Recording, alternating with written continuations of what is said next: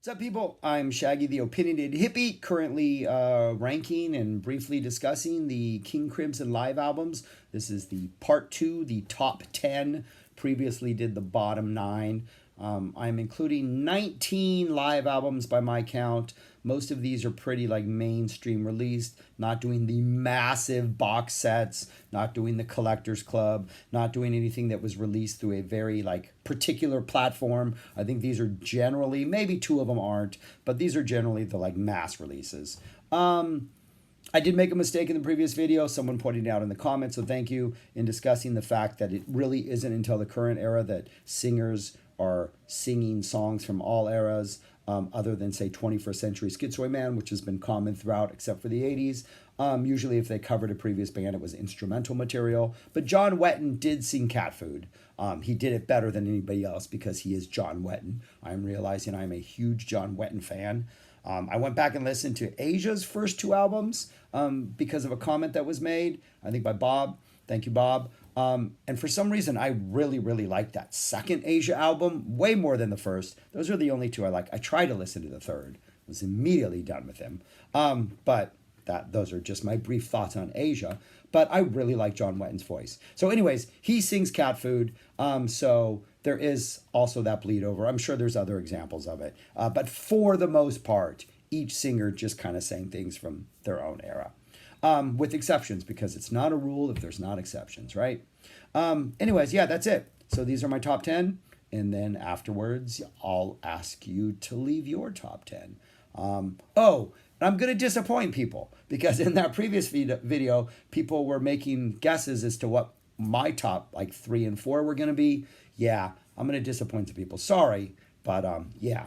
Okay, anyways, on to number 10. Number 10, Music is Our Friend. This is I think the complete live show from Washington, D.C., 2021, the last show of the U.S. leg of that tour. They went to Japan afterwards. There's 4 bonus songs from an Albany, New York show, kind of that occurred in the middle of the run. There's a Discipline in, I think that in there. There is a Discipline in there. The show is just almost like nothing but, I hate to use this, nothing but bangers. There's like a Lark's Tongue 1, a Pictures of a City, a Court of the Crimson King, a Neurotica, a Level 5, a Starless, a Red, a bunch of other amazing stuff. I think the energy is incredible on this. This is the 8-piece version of this band. It just, because it's a complete show, it has that natural momentum that complete shows have, which I appreciate when bands release that. I think the sound is excellent, but again, as you will find out on this list, the sound rarely bothers me anyway. So anyways, yeah, I think of the 7 that they've released of this sort of most recent incarnation of the band, I think this one is the most fire. It does not have the Lizard Suite, so I do kind of like to have Chicago in this. I kind of go back and forth between those two because of that. But for the most part, maybe it's recency bias. Maybe it's because I was heavily into like listening to like the tail end of a lot of Zappa at that point. So maybe it was just like a breath of fresh air. But anyways, yeah, I really enjoy this one more than the other 6 from this era. Music is Our Friend. Number 10. Number 9, Heavy Construktion. This is a document of their 2000 Construction of Light tour.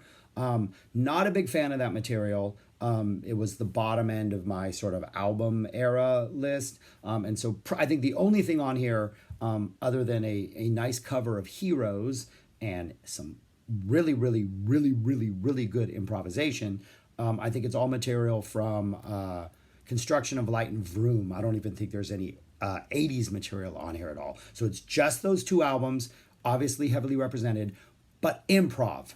There's improv in the main 2 discs. The main 2 discs are trying to like replicate a concert, and their improv is pretty much like, we're going to stop, we're going to talk, we might even tell you this is an improv, and we're just going to experiment. Sometimes we're going to start off with like a drum track, sometimes other things are going to happen, whatever. We're just going to make things up for like chunks of like 8 to 10 minutes, sometimes longer, sometimes shorter, but not that often. And so the first 2 discs have this a couple times, but the third disc, the entire third disc is nothing but improvisational, sort of whatever you want to call them, experiments, tracks, jams, from a variety of shows, sequenced to feel like an improv show, I guess. So like the idea is there's audience applause between the tracks.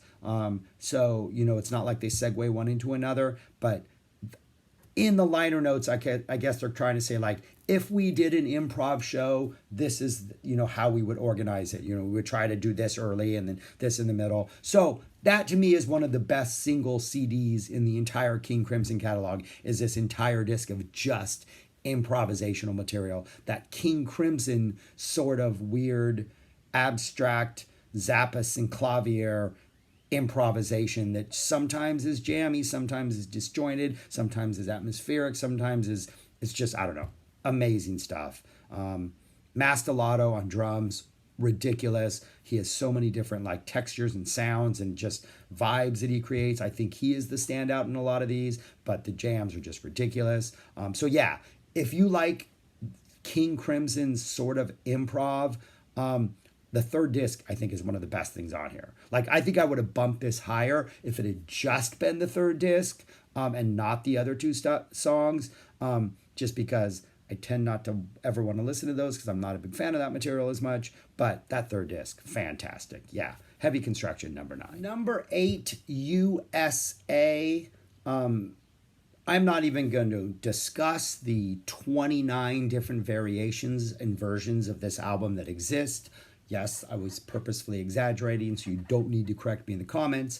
But whether or not you have the original 6-track with songs cut in half, or the restored version where songs aren't cut in half, or the complete concert, or the resequencing version, or whatever version of this you have, I think it belongs at 8, even if it is that early version in which I think Easy Money and Exiles are both sort of, or condensed. I think Asbury Park is condensed. Maybe just Asbury Park and Easy Money.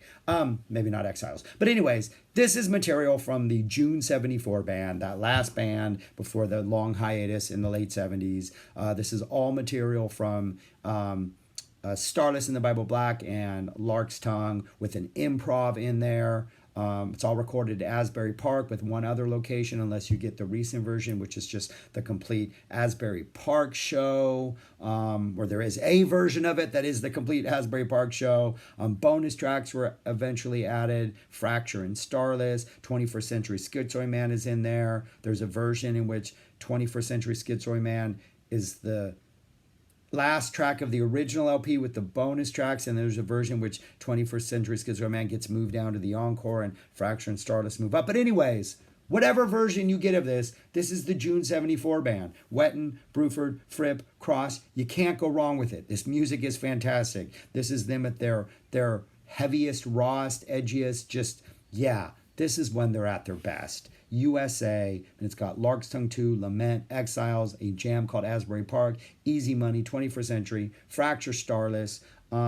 Yeah, it would be higher, but this band's going to be on this list a couple more times. USA, number 8. Number 7, Absent Lovers, live in Montreal. This is a live document of the 80s band. I think this is the 84 band. I think this is the last show the 84 band ever played. They acknowledge that it's the end of the tour and that they're recording it on the album.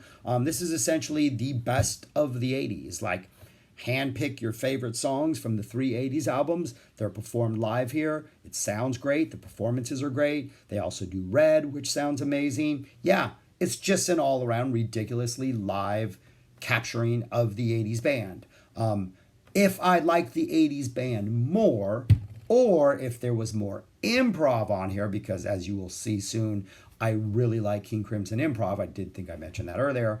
It would be higher, but for me, just because of the other things that are on this list, it drops down to 7. It is a fantastic, fantastic album. And depending on where you stand on the 80s, it will definitely be either higher, closer to number 1, or farther back. But like, there are no complaints about this. You can't complain about the album. It's just, we're comparing it to other King Crimson albums. So number 7, Absent Lovers. Though I know this is a lot of people's favorite, but yeah, there's other things I like more. And some of them include John Wetton, and this one doesn't. And Mel Collins. Those two people, you put them in a band, oh, ridiculous. All right, on to the next. Number 6, Earthbound. This was their very first live album, documenting the early 70s, sort of the second live incarnation with Fripp, Boz Burrell on bass and vocals, the amazing Ian Wallace on drums, and Mel Collins on saxophone, as what's his name says from Dire Straits. Mel Collins on saxophone. Yeah, Alchemy Live. But anyways, a ridiculously phenomenal, I think, highly underrated band. I think they've been starting to get more of their props lately. The sound on this album is pretty poor. This is by far their poorest sounding live album. There have been the original album has 5 song tracks on it. There is a re-released expanded version on the massive box set Sailor's Tale. Sailor's Tales. I always forget which one it is. I don't think it was released separately. I think it's only available in that box set, but I honestly do not know, because I think the original 5-song, 5-track version is worthy of being number 6. If you can find that and you don't mind some somewhat bad sound quality, kind of bad sound quality, I think this is obviously one of their best, number 6. 5 songs, 21st Century Schizoid Man. This is by far the more sort of like chaotic, noisy kind of sounding of them all. But when you get to the jam in the middle, who really cares? You get a lot of Mel Collins, a lot of Fripp, a lot of just chaotic jamming. Peoria, which is a jam, obviously from the Peoria show, I'm imagining. Sailor's Tale, a lot more Mel Collins right there. Earthbound, another sort of improvisation, a lot of really good Mel Collins. And then Groon, a really nice long version of that sort of like jazz number. You quickly play the head and then go off into solo territory. Kind of like reminds me a lot of of what Zappa was doing in like Petit Wazoo type stuff. Just we got a nice little quick introduction, then we just kind of go off into solo territory. People get solos, we go back. Yeah, just a great 5-track album. You don't need the bonus tracks. I think these 5 alone, especially if you like Mel Collins' saxophone playing, this is just, he is so good. He is so dirty. He is so raw. He is so just brings it intense every time. And he will be on this list again. Number 6, Earthbound. Number 5, Thrack Attack. So on the Thrack tour, that mid-90s tour, the one of the moments when there was like really healthy improvisation, King Crimson's version of improvisation, was in the middle of Thrack. This is Thrack, and then a whole bunch of tracks, a whole bunch of like, I think 6, maybe 7 of those improvisations kind of sequenced, back to back to back to back to back to back. Thrack Attack. So it's literally just an entire CD of Thrack improvs, and then the beginning of Thrack. If you are a Zappa fan, and that's why you're here, and you've checked out any of Coaster Magic X2's amazing sort of where he takes like Torture Never Stops and then plays the song, then has like 2 hours of torture solos, or he has those extended collective improvisations.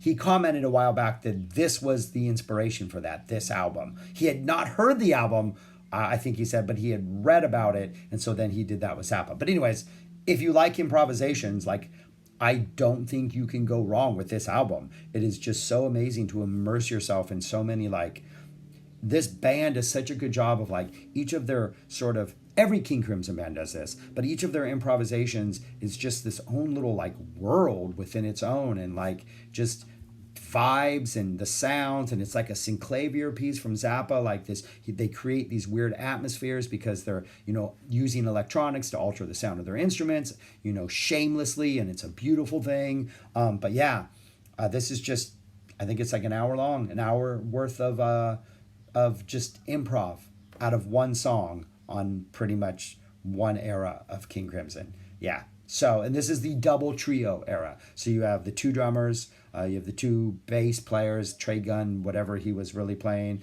and then Ballou and Fripp. So you have that 6-piece lineup doing improvs. Fantastic stuff. Number 5, Thrack Attack. And this is the one that maybe should not have been on this list. I don't know if it's still available anymore, but if you find it in the use, I've actually seen it here in San Antonio in CD warehouse. It's now DVD warehouse. I've seen this a couple times. So apparently people did not like it as much as I do. So it might be out there. You might be able to find it. And if you do, I recommend picking it up. Fantastic, fantastic album. Number 4, The Night Watch. This is an Amsterdam 1973 show. This is that John Wetton, Lark's Tongue and Aspect, Starless and Bible Black band. There's songs only from those 2 albums. Nothing from Red is being played at this show. You get a 21st Century Schizoid Man. You get a lot of really good improvisations. And they were so good that this was the source material, if not the actual material, edited or, cleaned up, that would appear on Starless and Bible Black. So you get a couple of the improvisation material, one that has lyrical overdubs on it. You get part of The Night Watch. I think Fracture is based out of this live performance. So Fripp used these as Zappa would use these, and then, serve them up on a quote-unquote studio album. But yeah, just an absolutely fantastic listen by an absolutely fantastic band. So yeah, it would be higher on the list if not for the fact that this era is going to appear again in a couple more. And so I didn't want to let it completely take over the list. But I would say if you're like not super deep into King Crimson, this is probably going to be a better listen than the one that I have ranked higher. Only because it is just a complete show. It doesn't have repeat tracks and stuff like that. And it's just a well-balanced King Crimson experience, if not one of the best well-balanced King Crimson experiences. Yeah, this is a great release. The Night Watch, number 4. Number 3, Epitaph. This is from the 1969, the original band. This is both like radio performances and shows, concert performances. There is a 2 CD version and a 4 CD version. Either one of those is going to be a number 3. This is one of those releases in which the sound is definitely not up to the same quality as it would be in later years, but we are talking about 1969. And I don't think the CD is bad enough on any of these 4 to like not merit listening to or getting because the performances are so incredible. It's pretty much a lot of stuff. The best 3 songs from the first album, you get in the Court of the Crimson King, you get 21st Century Schizoid Man, you get Epitaph. There is no I Talk to the Wind, there is no Moonchild, the songs that for me hold that album back. So already we're better. You get a version of Pictures of the City called A Man, A City, pretty much the same. You get an early version of The Letters called Drop In. You get a Donovan covered Get Thy Bearings Straight. You get 2 other songs. What are they? Mantra and Travel Weary Capricorn, which have a very... Mantra reminds me of like a MGMT, reminds me of Siberian Breaks. Is that what that song is called off Congratulations? I can never remember what the second half of that song is. Siberian Breaks, but it has a very, really awesome acoustic psych vibe to it. There's some good improv on here. There's versions of Mars, which is absolutely fantastic. So yeah, this is just that first original band way back in 1969 at their absolute best. Yeah, Epitaph, number 3. Number 2, Ladies of the Road. Oh my gosh, 2-disc release of the 71-72 band. This is the same band that was on Earthbound. Also want to mention that the lyricist Pete Seinfeld, someone will correct me, also did like synthesizer work, I guess, and did the lights and just kind of ran the sound and did a whole bunch of stuff. So I want to give him props. But there's a whole lot of Mel Collins on saxophone on this release. It is fantastic. It's pretty much, songs from the first 4 albums. The Groon is on there. That Donovan cover is on here, which is escaping my mind right now. Whatever that is. Get Thy Bearings. But that's side 1 or disc 1. Disc 2 is 21st Century Schizoid Man, and then 11 tracks or versions of the jam in the middle from 11 different shows. So you get a minute and a half of the song, and then you get a whole bunch of Fripp and Collins jams, solos, weird freakouts for like the next rest of the CD. The sound is not always that good. Sometimes it is great, sometimes it is not, but if you like improvisations and you like Fripp solos and you like Mel Collins solos and you just like the way when King Crimson attacks at its fullest This is the disc for you, and I think this is one of the greatest discs in the entire catalog. Like, what other band, like, Frank kind of did that on the guitar albums. Obviously, that's what guitar is, and Shut Up and Play Your Guitar, and that is he took the solos. But he didn't do that with the jams. Wouldn't it have been neat if he had done that with the jams the way King Crimson is? But anyways, yeah, that's what you get. An absolutely incredibly underrated band. That's 71, 72. Mel Collins on saxophone, people. Ridiculous. But yeah, number 2, Ladies of the Road. And number 1, The Great Deceiver. This is material from the 73 and 74 band. Same band that was the Night Watch, same band that was USA, the band that is Lark's Tongue and Aspic, that is Stardust and Bible Black, that is Red. So you get you get material from all of those albums, mainly a Starless from the Red album, plus Providence appears on here. The original longer version of Providence is performed in this box set. There is some duplication. I also think one of the tracks was used, one of the improvs was used on, or one of the improvs on Stardust and Bible Black is on here. I think one of the tracks on USA is represented on here. But just great stuff. Great energy. This band is fantastic. But the thing that really, for me, pushes it to number 1 is there is a lot of improv on here. A lot of them just finishing a song, Fripp talks to the audience, then they just make up something for 10, 15 minutes. Sometimes it starts with like a drum track, very basic mid-70s drum track. Sometimes it starts with like, somebody just doing something, cross-playing or Fripp, whatever. Whoever their inspiration is, they're all intriguing and they're all amazing. Sometimes they segue into other songs. Sometimes they arise out of songs. Just beautiful every time. One of the reasons why I'm able to go back to this so many times is because those improvs are just so, for me, intriguing. And one of the absolute best things about King Crimson. What else was I going to say about this? Oh, they did later release, this is a 4 CD box set. They did later release a 2 CD where you had Great Deceiver 1 had the first 2 CDs, Great Deceiver 2 had the second CDs. If I was reviewing those, Great Deceiver 1 would be number 1, Great Deceiver 2 would be number 2. Also, the very first CD plus the first track of the second CD is the complete penultimate show this band ever played. And so it is an absolutely amazing show. Again, the track list is amazing. There's amazing improvs on there. I think Bill Bruford is particularly vocal, and you can hear him like yelling to the band at various points, like, let's keep going, let's keep going. Just the energy is fantastic. But yeah, you can not, if you like this era of King Crimson, you cannot go wrong with this box set at all. In any way, shape, or form. Yeah, number 1. And that's it for the King Crimson 19 live albums that I think are still out there, that are common, that anybody can get if you want to. Let me know where I'm wrong, what I messed up on, what your favorites are, what my favorites should not be, all that stuff. You know how comments work. You're an adult, or you want to be an adult one day, and so you'll figure it out. I trust all of you.